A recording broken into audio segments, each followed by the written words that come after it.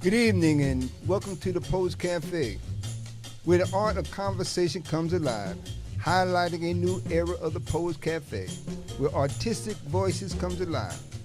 As we welcome everyone into and across the threshold of a new beginning, we will honor the voices and faces on our second anniversary. Today's stories will mark a new chapter on the billboard of artists, writers, singers, poets, painters, and crafters, many with gifted talent, sharing stories of yesterday, today, and stories untold, poetically speaking. Welcome to the Poets Cafe with Ron C. McCray and Terry Benjamin. We will continue on our journey into a new romance novel of relationship, with music as lit, of the soul and rhythm moving the body from side to side, leaving only memories for our audience as we move forward into today's show. So, don't forget to subscribe and hit the like button. Now, let's get started into our show and listen to the voices of the shadow winds blow, poetically speaking. Poetically speaking, here we are again. First of all, I just want to say thank you for last night, those who came to the Rollway Public Library. We had a great time. I'm going to post some of the pictures on my Facebook page in the coming days, just so you can share in some of the excitement. But again, we love going out to the community that we've established. We love going out and meeting new people. We featured Janet Van Klein. She sang. We had Edwina Simmons, known as Mahogany Soul. She was our featured artists, and other surprises those there were aware of. But again, we thank you for coming out. We're going to do more events like that. So, if you missed this one, you're going to have another chance. Tonight, our engineer is Brother Jeff. And I got some people I want to put in the VIP lounge because that's what we do. And so in the VIP lounge tonight is Juanita McClure, Sylvia Carter, Naretha Foster Brom, Lucille Harper, Yvonne Tomlinson, Sherry Griffin, Isu Canty, Kenneth Washington, Sandra Williams, Deborah Dowser, Leonard Tucker, and Sharon Jones Casey. And so they're all in the VIP lounge, and I know you're going to be comfortable in there because that's the place to be. Today's agenda: a dream deferred, is it a dream denied? And we're still asking that question. There's still so many things that we were looking forward to, especially coming in the 60s and 70s and et cetera. And, there were dreams that, okay, they just said, wait a little longer. So we've been waiting a little longer, and that dream has been deferred. But I'm thinking that maybe that might be a dream denied because I don't see anything happening. But you know what? We're going to keep hope alive, okay? But a dream deferred, a dream denied, I'm not too sure. We're going to interrogate that subject a little bit more as we go through the program, of course. And then we have the quote of the day. And this is from a book that I'm reading. The book is entitled Becoming Aware, How to Repattern Your Brain and Revitalize Your Life. And this is from Lisa Garr. And she says here, my work is not work, is my life's passion, is why I'm here. And many times as I go through my life, I think about the fact of why am I here. Last night in the Royal Public Library, I talked about becoming a self-actualized person. And I talked about Dr. Abraham Maslow, who had the pyramid they call the hierarchy of needs. And the bottom of the pyramid is just basic needs.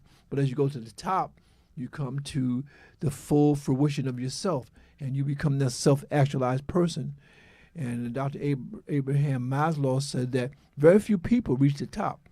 But my mentor, Dr. Wayne Dyer, says that everybody has a shot at that if you really apply yourself. And so again, I think this life is to be the best that you can be. And I strive to be that every day, and I want you to do the same. People, that retire say they don't have things to do. Yeah, you do. Even though you retire, you're still building on yourself. You're still engaged in lifelong learning, okay? And so You know, don't think that you retire and you just chill until you die. That's not the way life is. As long as you're living, you want to live your life. And so that was some of the things we talked about last night at the Rahway Public Library. Like I said again, thank for those who came out. Those who didn't, we'll catch you next time. Okay? So, getting it much further into the program, as always, at this time, we have in one of my favorite parts of the program, something I look forward to because I don't know what's going to happen here. But again, it is Ron's Poetry. Ron, what do you have to us tonight? Well, you know, honestly, I also like to piggyback and say thank you for each and every person who came out. It's truly a wonderful. And again, it doesn't mean that you have a billion people, a million people, but as long as you have listening ears, people who are in tune to what's happening, something new, something changed. We talk about it all the time, you know, a collaboration. And among us, we had, again, international artists, singers, poets. You don't know who's among you, but what's important is the fact that you can engage, interact with somebody you don't realize is somebody to be famous. But all of us are famous. It's only the ones who's hiding behind the shadows of darkness, okay? And nobody can see. That's right. You know, we know that my brother, like my brother here, you know, he's a what do you call a shadow writer or ghost writer or something? Yeah, ghost writer. You know, he's right behind the scene, but the fact right. is, he's writing his story in the light That's right. of the shade. You may not see him, Yes, you need to see but guess that. what? Who wrote the story? That's right.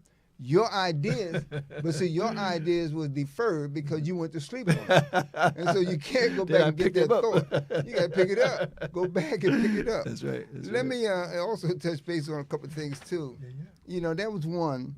And as you indicated with Lisa Gard, you know, becoming aware how to repattern your brains and revitalize your life. Well, it's simple. That's right.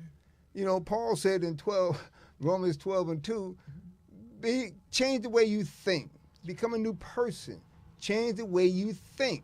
And you start to inject your brain with something new. You know how to wake up and, well, I don't want to say that. Well, let me just say, you know, people know how to wake up, complain, and grudge, and this and that and the other. The first thing you get is your coffee, or depending on who, look for that other side to get a drink or something, whatever. Change the way you think. If you don't like what you see or do, then change the way you think, no matter how you look at it. Otherwise, like the old saying, you know, like a animal chasing his tail, going in a circle. That's right. Anyway, but truly, again, thank you to all those who came out yesterday and participated. And as we continue to move forward, we will continue to grow like anything else. That's right. If you don't plant the seed, if you don't cultivate it, nothing will grow. And that's what we tried to do to inspire you as you inspire us. Because every time my brother reads those who want to be part of the VIP, those who want to be part of the body, the audience, we invite you. That's right. Our doors are not closed, it's wide open. It's wide open. Come on. You know, just make sure you call before you knock. But anyway, let me read this. You know, we always try to have fun and whatnot. Got to have fun. So let me just read this piece, and I'll save something for later.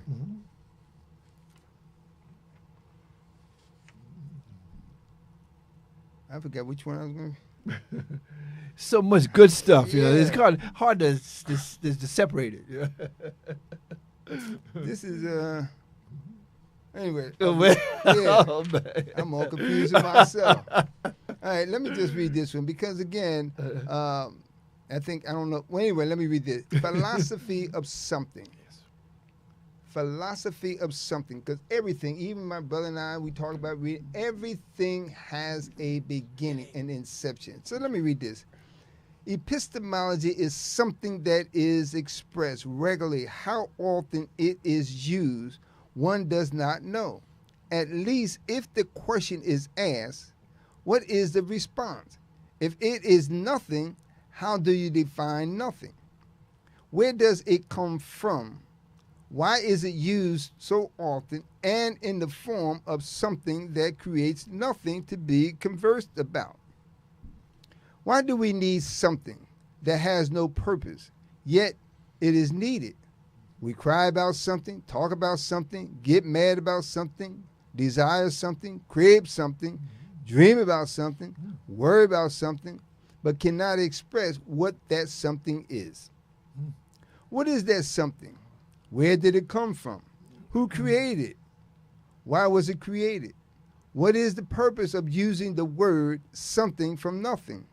Something from something leaves nothing to be desired. So why is the word used regularly? What is it? What is its nature? What's the definition of something?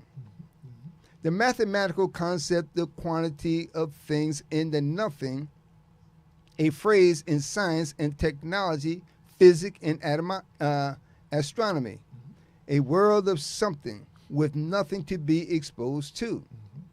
People are bad about something, get mad about something, fight about nothing, hold grudges about nothing, and cannot tell anything about something. That takes over the mind in ways that cannot produce its reason without any foundation to support it. So, what is something that has nothing to weigh in on from understanding? The Bible states in Proverbs 3 and 5, in all thy ways get an understanding. But what if one does not know what something is? People think about something and feel something. But what is something? Is it an illusion, a make-believe, a metaphor to relate to something, or the reality of what? Define something that would have or give meaning to something without always using the word but, and bring it to life for direct understanding. What do you mean? What do you need or want? Clarity is the best foundation for understanding in a world of purpose. God created life with meaning and purpose, not from something without knowing what it represents. So, what is the epistemology of something? And it ties into even the quote of the day, you know, a dream defer, or repattering the brain, revitalizing. All that ties into, and as I say, and we say all the time, you know, I could put something together, my brother come up with something there, or a writer or a book or something like that, and it collaborates. And the bottom line is this, and we talked about this before, something. You know, what is something? You know, you can't have the art of a conversation or any kind of conversation, and nobody don't know what you're talking about. Where we going? Where we coming from? I don't know. Something. Something.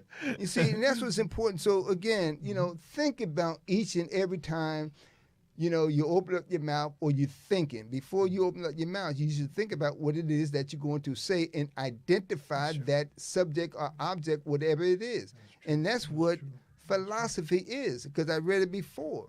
Everything is centered around under the umbrella of philosophy. Everything has a root. That root comes from a seed.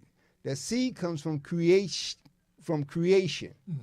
God created the heavens and the earth. All those who believe, He created you and me. That's right. But those who say, well, I don't know about God, well, I'll tell you what, let somebody stop that air from breathing.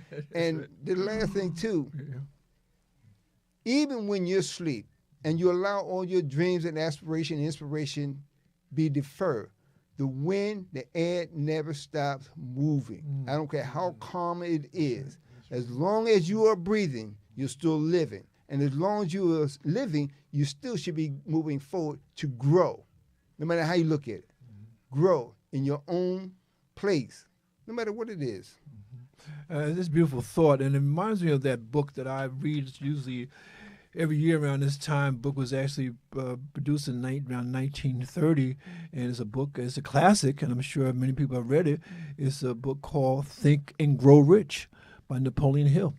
And there's even a black version of it that is edited by Dr. Dennis Kimbrough. It's Think and Grow Rich, a black choice. And so what my brother said about thinking is really going to help me when I say think and grow rich, not just in material things, but again, in spiritual things as well, okay? So again, think and grow rich in many different ways. Yeah, I just want to go back because a lot of times it may seem redundant, but these are reminders because we remind ourselves.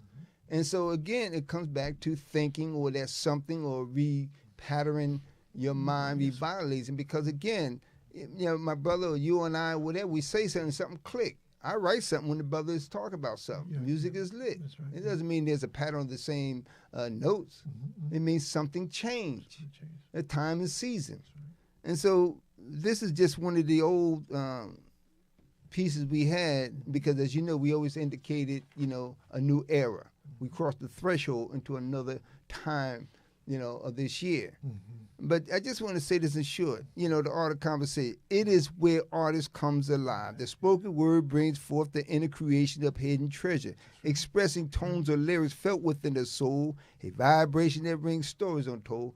What's inside of you?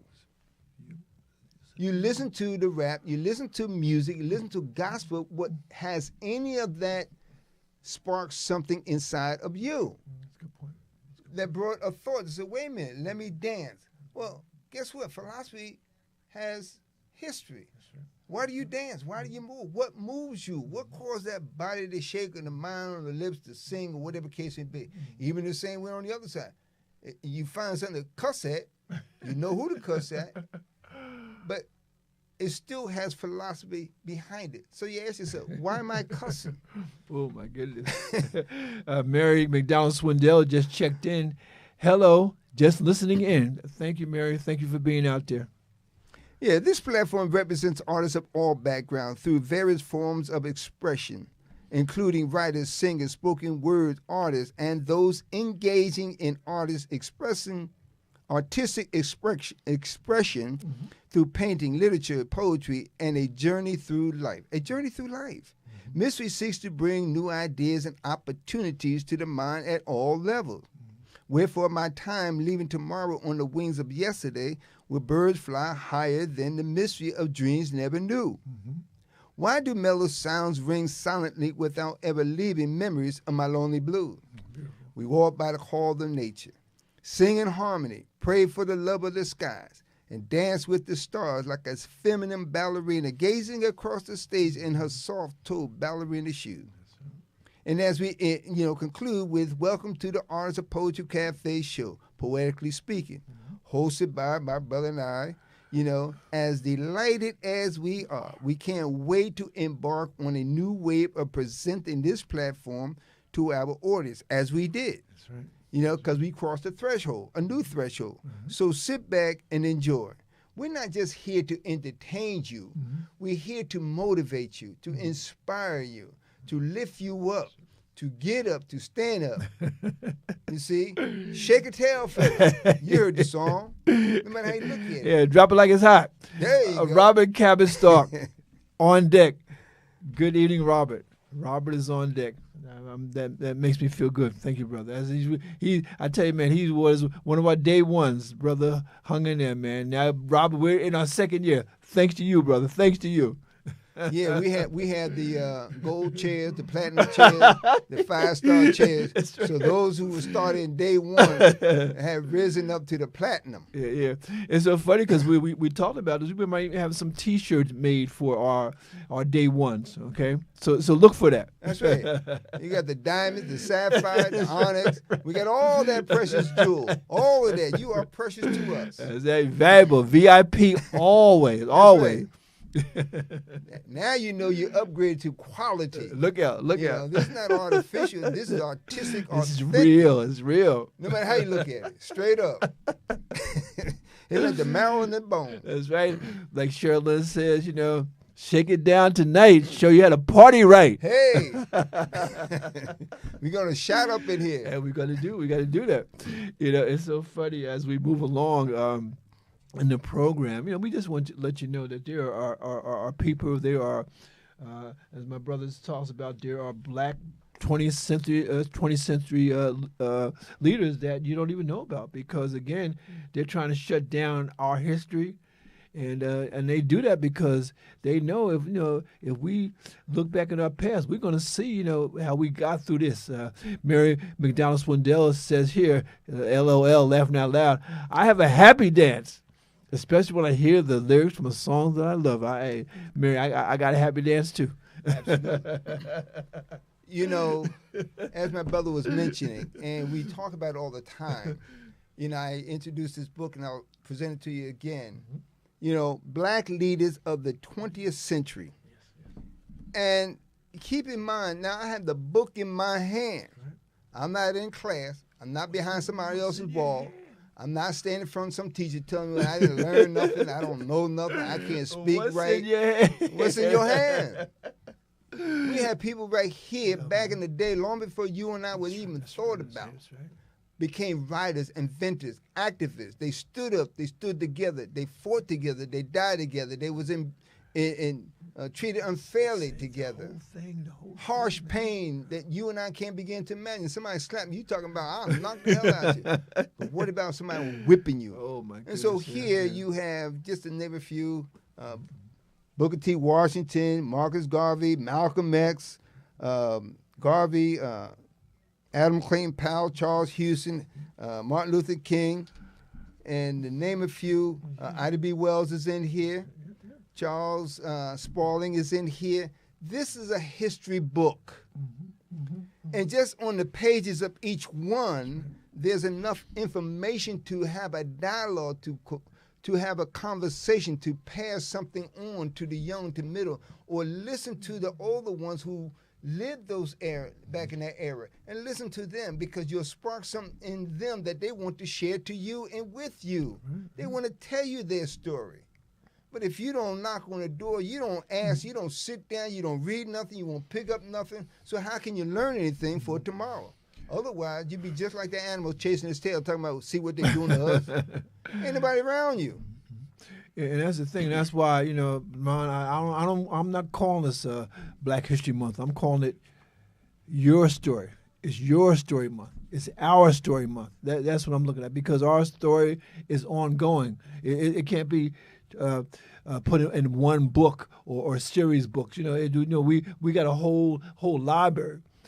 Tara Branch, who was at the event last night, she says, "Good evening. Just tuned in. Glad to be listening." Tara Branch, thank you so much.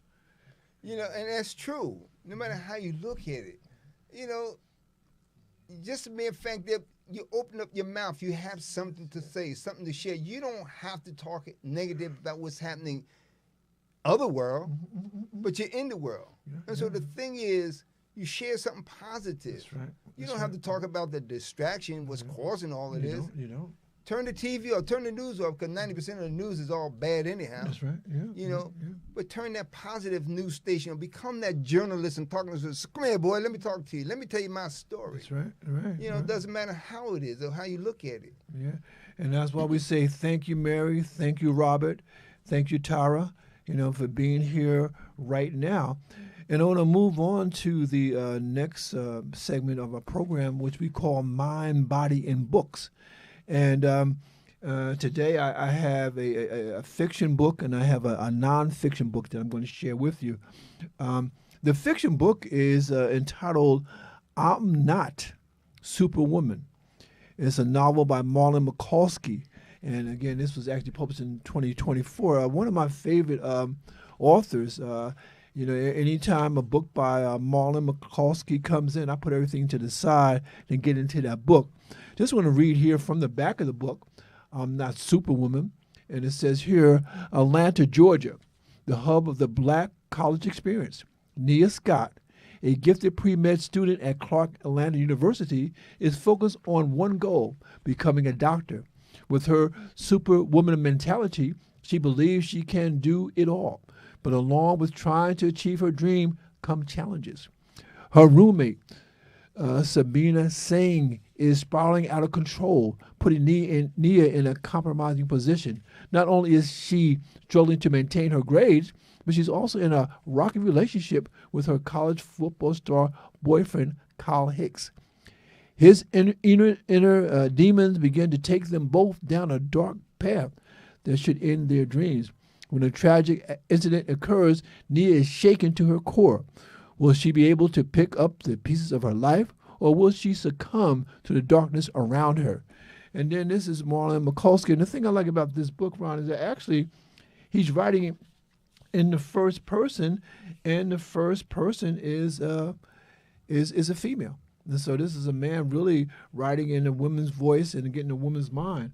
And again here, and just to tell you about the author, here it says here, originally from Brooklyn, New York, and raised in St. Petersburg, Florida, Marlon Mikulski is the author of 9 novels, including The Pink Palace, The Pink Palace 2, The Pink Palace 3, Malicious, From Vixen to Diva, Used to Temporary Happiness, Born Sinners, Return, Blush, Real Love, A Dangerous Woman, My Current Situation, I Want to Be Your Lover, and Romance for the Streets.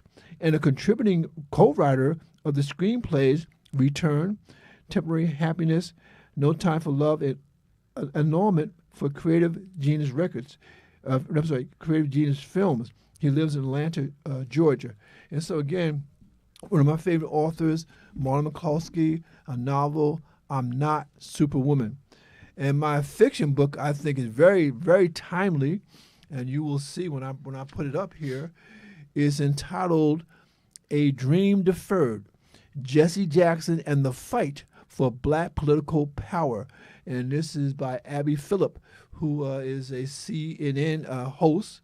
And again, just in the book here, Abby Phillip anchors Newsnight with Abby Phillip on CNN, where her work has been nominated for several journalism awards, including multiple Emmys.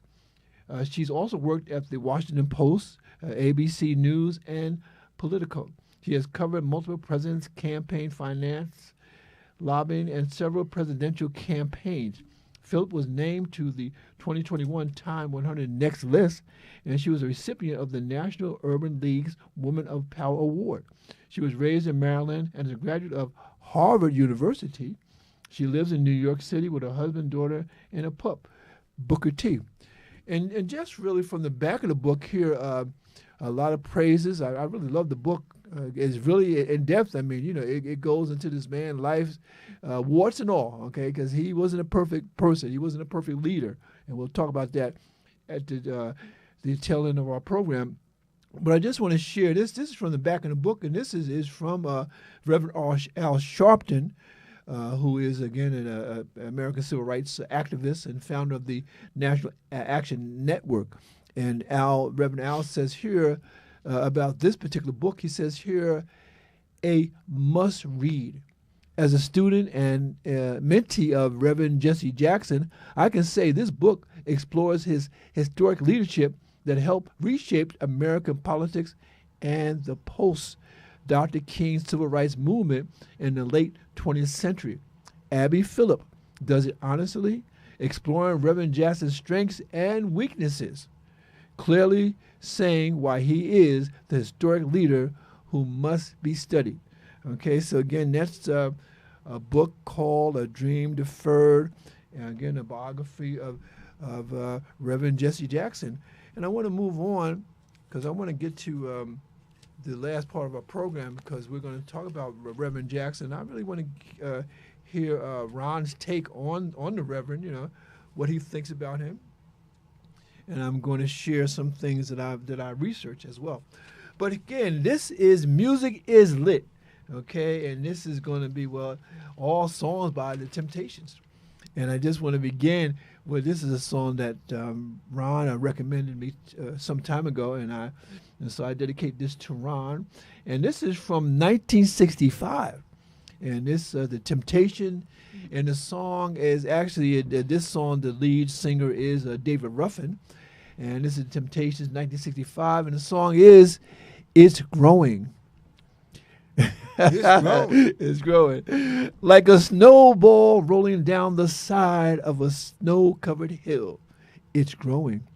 Like the size of a fish that the man claims broke his reel. It's growing.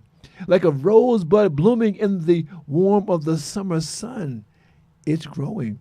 Like the tale by the time it's been told by more than one. Whew, it's growing. Every day it grows a little more than it was the day before.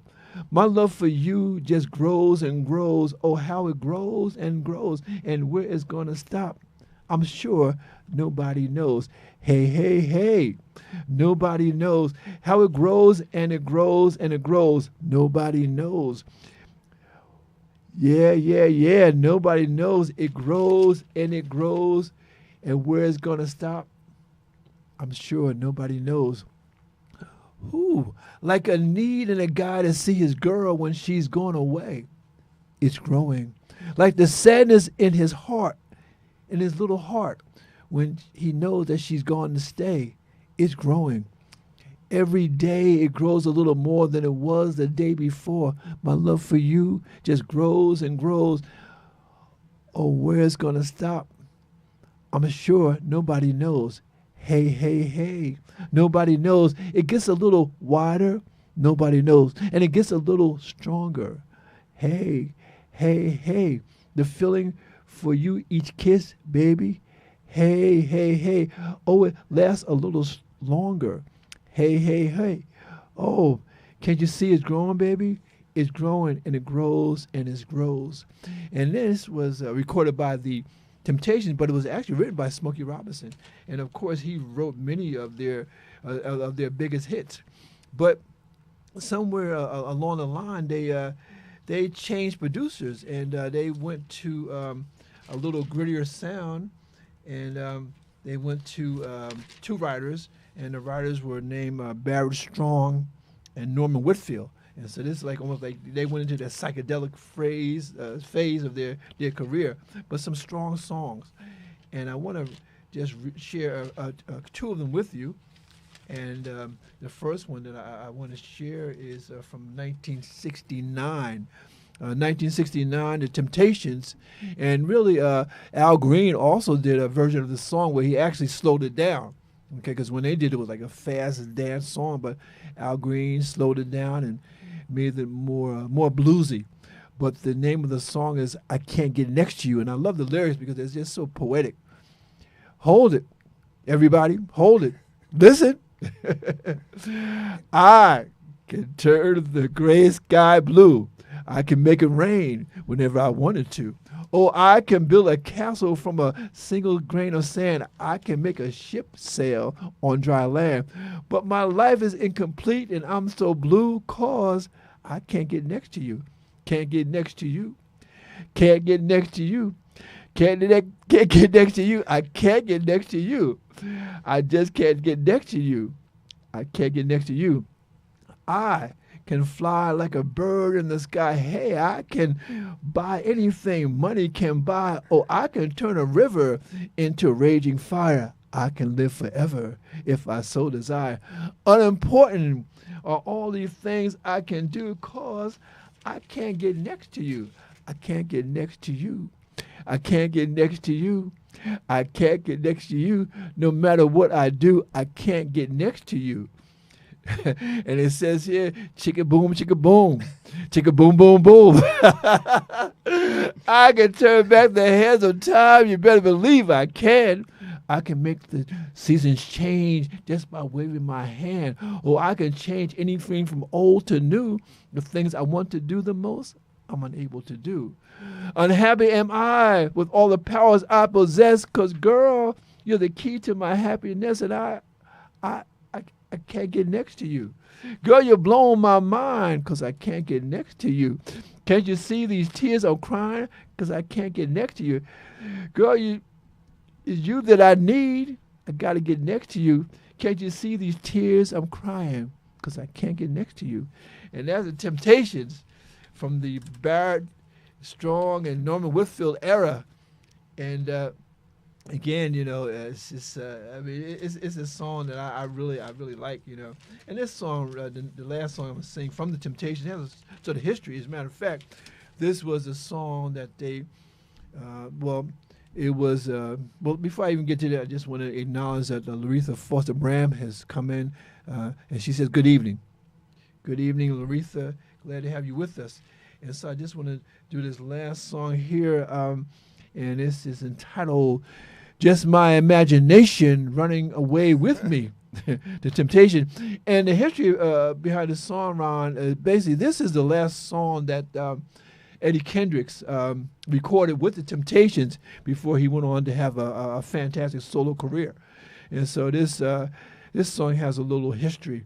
And I also like the song because it tells a story. And it tells a story about a guy who's crushing on this girl. And, well, let me just go into it. Let me go into it, and I'll let the Temptation tell the story. Oh, each day through my window I watch as she passes by. I say to myself, you're such a lucky guy. To have a girl like her is truly a dream come true. And of all the fellows in the world, she belongs to you. But it was just my imagination running away with me.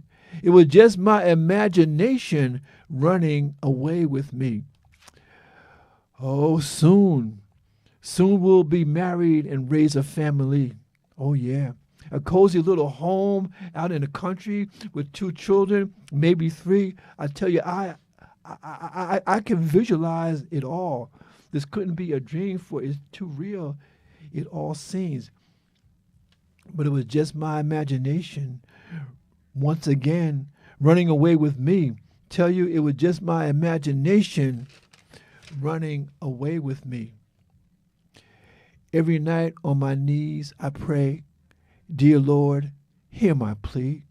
Don't ever let another take her love from me, or I will surely die. Her love is heartening. When her arms engulf me, I hear a tender rhapsody. But in reality, she doesn't even know me.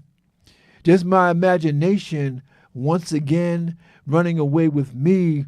Tell you, it was just my imagination running away with me. I never met her, but I can't forget her. Just my imagination. Oh, yeah, running away with me. Oh, just my imagination running away with me. She's never hard to find, just my imagination. She's always on my mind, running away with me. Just my imagination.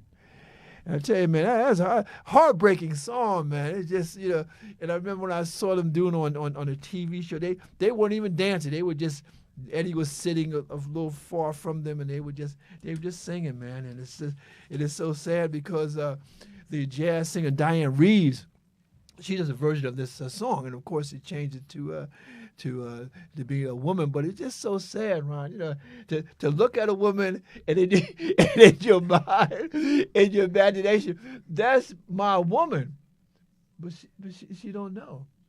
She don't know me. She don't know how I feel about her. And I was shy like that at one time, and I missed out on quite a few things. And then I got to the point where, you know what? I'm going to go for what I want. I'm not going to be shy. I'm not going to talk myself out of it.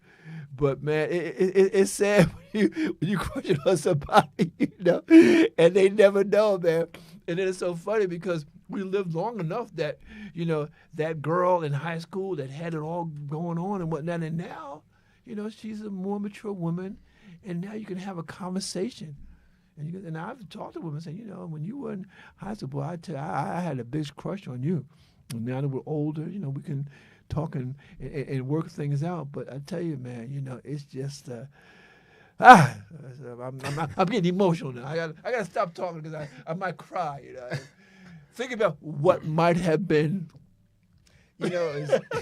It's interesting. Naturally, when you're young, you don't know. You have this imagination. You get excited. You be drooling, whatnot, and all the girls love the athletes. The football player because they was all masculine and whatnot, and all the brothers would hang out the window. I did the same thing when I was at Jet. We used to hang out the window, look at the girl. Watch it walk on by, pass on by.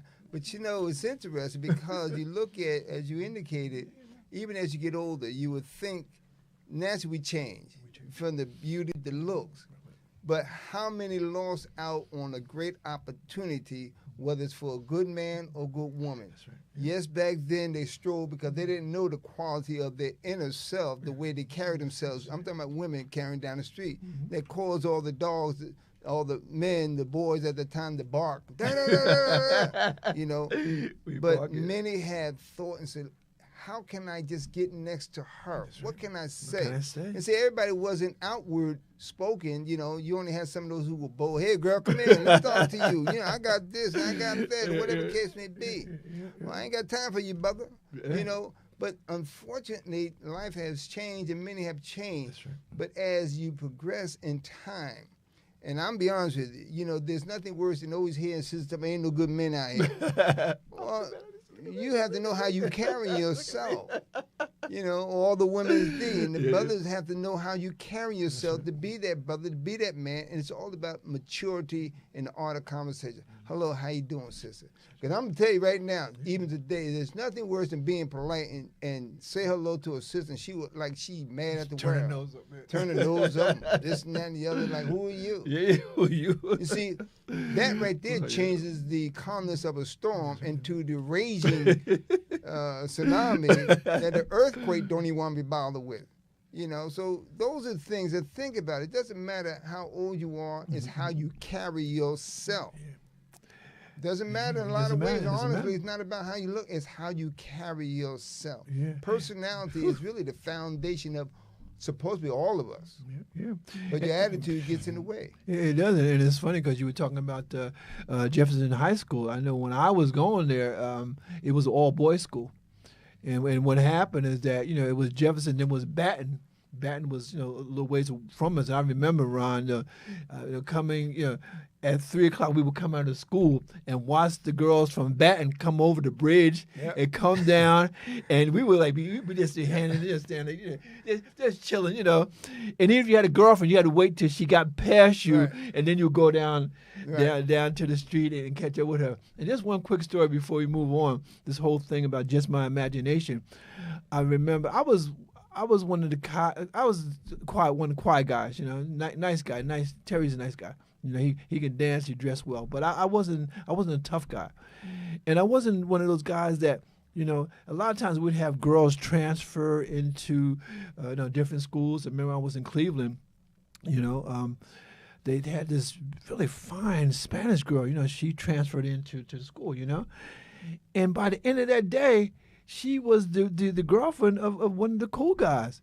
And I'm saying, man, I wish I had that kind of pull, man, because he was pulling all the girls and whatnot, and getting them pregnant. I mean, he wasn't even in high school. He had 3 or 4 girls. I thought that was cool. That's how stupid that I was.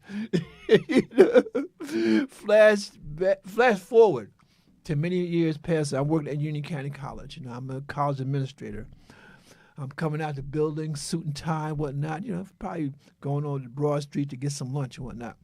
I'm walking out, and then at the corner of my eye, I see this guy coming toward me, and he looked kind of shabby and whatnot, and sort of dragging his foot like he had a stroke or something, and maybe he wasn't too good. And I said, I hope this guy don't ask me for no money.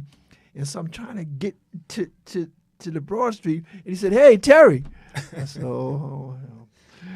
All right, well, let's see who it is." And so he comes up to me and said, "Hey, whoa, hey. How you doing?" He said, "How you doing?" And I see this was a guy who was pulling all the girls and whatnot, And he looked a little beat up, man. And I'm saying, "Hey," he said, "Hey, Terry, you look good." And I didn't lie. I didn't want to say, "Well, you look good too." I said, "Hey." And he said, "Man, he said I sort of fell in some rough times and whatnot. I understand, And he said, and this what got me though. He said, this guy was making all the babies and whatnot, not taking care of them, but making the babies. And he said, "You know what, Terry, I always told my kids to be like you, because you come from the port, you got your education, you went to college and whatnot, and I tell my kids to be like you." And then he just shuffled all the way, And then the next I heard that he had passed.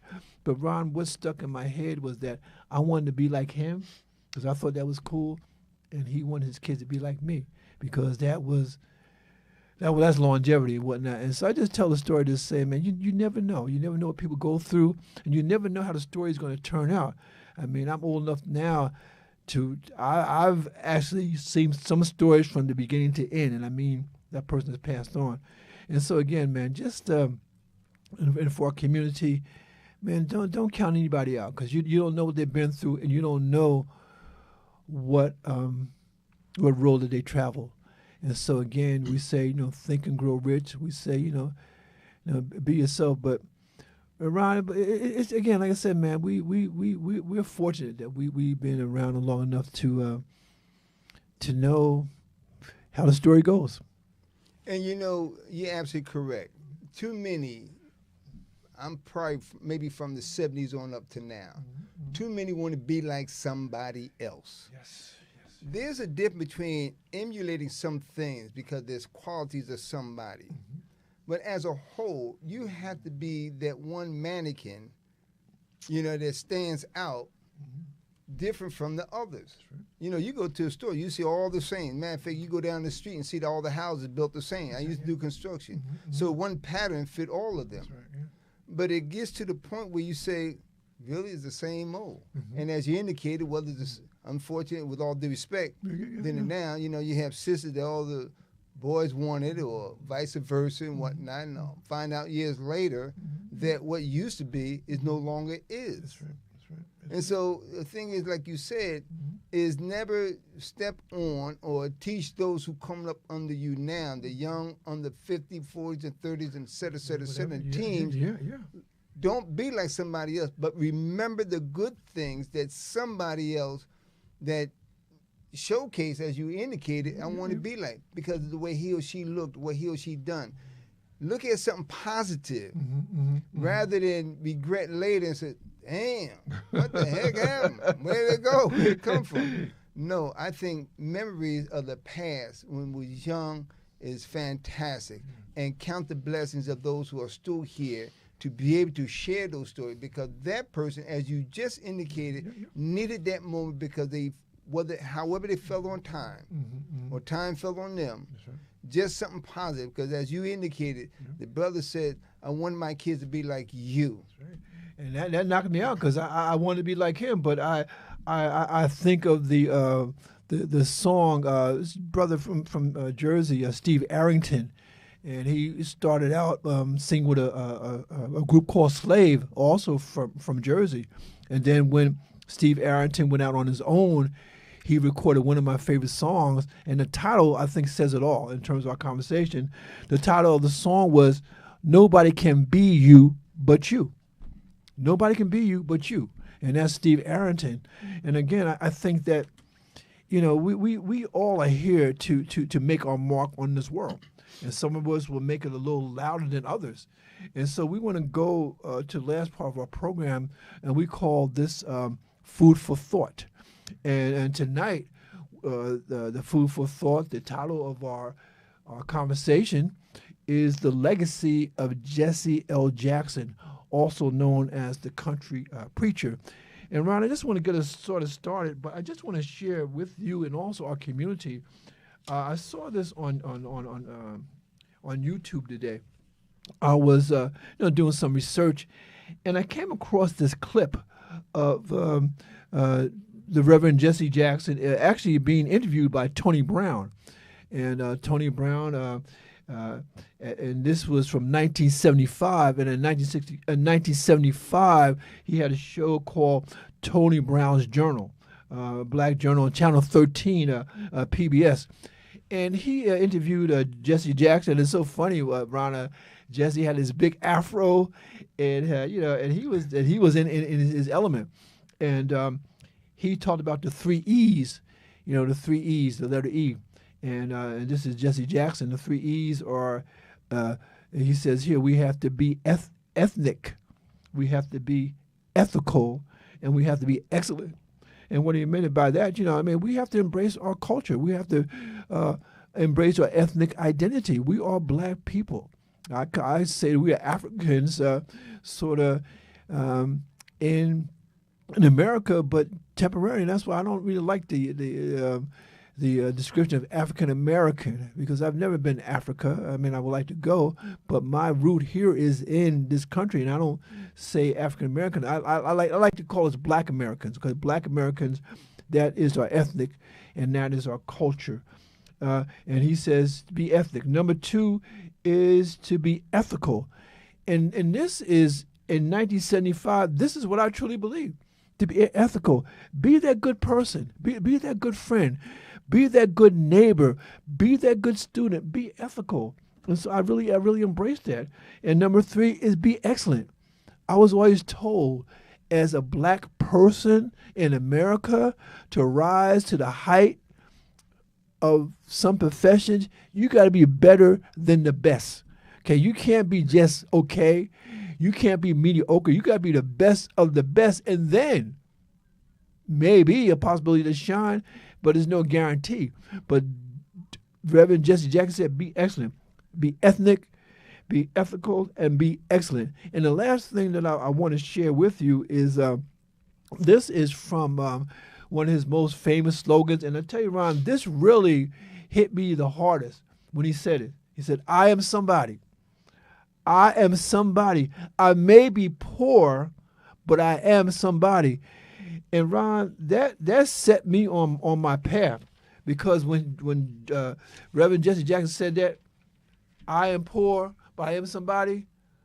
You know, I may be from the ghetto, but the ghetto is not in me. These things resonated with me because I was poor. I was that poor person. I was that poor person that didn't know who they were and where they fit in. And so when he said, I may be poor, but I am somebody, that did it for me, Ron. That did it for me. And again, talk about Jesse Jackson. He wasn't a perfect person, man. He did some terrible things, but he gave me hope. He said, keep hope alive. And I tell you, man, at that time, around the 70s, when I was very impressionable. And so that sort of resonated with me. But what say you, Ron? What is your take on Jesse Jackson? You know, a couple of things in short, right quick. Yeah. First, I want to say you had said something before in reference to, we were talking somebody want to look like. Yeah. Another friend of ours, Jay, he always run into people who grew up, who had kids, says, my parent always told me about you, or I want to thank you when I grew up because it was something you said. Yes. And see, if you're going to be like somebody that's something positive that changed your life, so you go back and say, you know what, had it not been for you, had it not been for you, where will I be? That's what's important. So even here with Jesse Jackson, all of us have something. Jesus wrote the saying and said, he who is without cast the first stone. They all ran away. So it doesn't mean how tiny your little sin is or the attitude. The fact that you take ownership. Say, look, you know what? Yes, I said it. But what's important about Jesse Jackson is look at the history, the legacy from he started, where he started, the march. You and I that have not participated cannot begin to imagine what they have endured firsthand. He's seen what's happening. Discrimination, dog biting, and the water spraying, whatnot. And you out here in the street tearing up every damn thing, talking about what ISIS is doing to you. They fought for their freedom. I am somebody. If nothing else, even what was said in the book and even what the brother just mentioned, I am somebody. You don't have to force somebody to recognize who you are. I am somebody. But speak with eloquency. Speak with an attitude of maturity. I am somebody. It's no such thing as somebody, well, you ain't this and you ain't that. Prove it. Because I am somebody. Because if I wasn't anything or anybody, you wouldn't be standing in front of me talking about I'm nothing. So I have to be somebody. And something positive.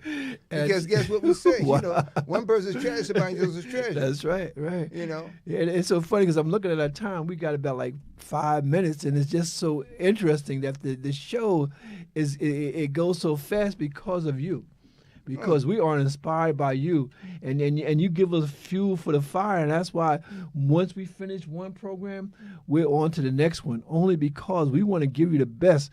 I think about that song by Anita Baker, one of my favorite songs. She says here, "I'm giving you the best that I got," and every time we come before these microphones on BKS1 Radio TV, YouTube, we are going to give you the best that we got.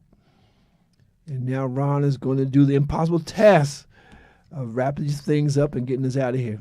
Thank you. Now, I just want to, and these are a couple of points I just want to raise out. Because, again, as I showed this book, African Experience. This was 1994. Wow. And just in the back, topics include Africa, the continent and its people, African traditional institution, political development in historic Africa, colonism and the African experience, African nationalism and the struggle for freedom, African independence and after South Africa, Africa in a world affairs. All that took place then and long before still exists. The thing is, you have to cultivate who you are. I also want to say, my brother always talking about, our history. Our history is each and every day you wake up, breathing, thinking, having a conversation is our history. And I wrote down here, black culture. Everybody else has a culture except black folks today. Where is your culture? Because you don't talk, you don't collaborate, you don't share nothing. Ooh, my so goodness. the thing is, this is black culture each and every day. I am somebody. Black culture. Dina Robinson says, yes, I am No matter somebody. I am, no matter how you I look am at it. somebody. Yes, this is my culture. I'm among black folks. In the Bible, it talks about my skin. Shine, the dark skin. You are somebody. Farrakhan said, white people, if we came from you, where would we be? But you came from us. You came from darkness. We said it. The light came from darkness into a marvelous world. You are somebody. You shine, but you can only shine if you express positiveness in somebody else, the young, the middle, whatnot. Because the generation today, and a lot of some of the older ones, are confused now. They're lost. But it's the positive attitude to bring out the smile, to shake hands with somebody. Hey, sister, how you doing? We say it all the time. Ain't no more of that bee, this dog, this and that. And the other. And I'm talking to all the fraternity brothers in college or whatever. Forget all that dog, that's my dog, this and that. The hell with all of that. Get into a mature level of who you're supposed to be. You in college, you have a degree, and yet you walk around talking about you a dog, this my dog. No, hey, brother, how you doing? You know, this is what it's all about. Hey, sister, congratulations. Appreciate it. That's what it's all about, no matter how you look at it. Memories of the past is the energy towards your freedom. Because without the positive energy of the past and whatever we talk about, our history is about our freedom. You don't have freedom if you won't let go of the past.